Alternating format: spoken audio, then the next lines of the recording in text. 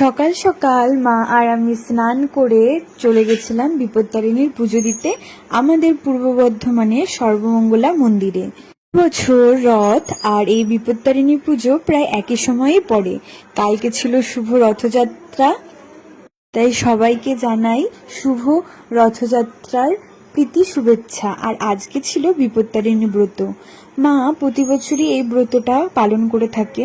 আমিও গত 3 বছর ধরে মায়ের সাথে সকালবেলা সর্বমঙ্গলা মন্দিরে এসে এই পুজো করে ব্রত পালন করি। এই দিন প্রচুর ভিড় হয়।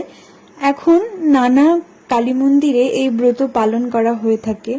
আমাদেরও আশেপাশে কালী মন্দিরগুলোতে এই বিপত্তারিণীর পুজো দেওয়া হচ্ছিল, তবে মা আর আমি সর্বমঙ্গলা বাড়িতে এসেছিলাম।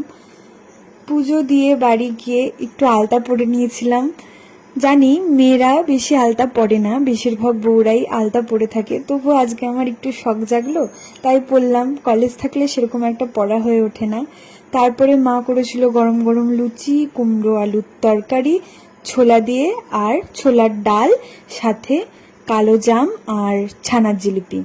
ব্রতের নিয়মে 13টি করে লুচি খেতে হয়, তো জানি না আদৌ 13টা লুচি খেতে পারবো কিনা। এরপরে লুচিগুলো সাইজে ছোট করতে বলবো, তাহলে আশা করি খাওয়া হয়ে যাবে। কে কে বিপত্তারিণীর পুজো করলে কমেন্ট করে জানিও, আর প্লিজ সাবস্ক্রাইব।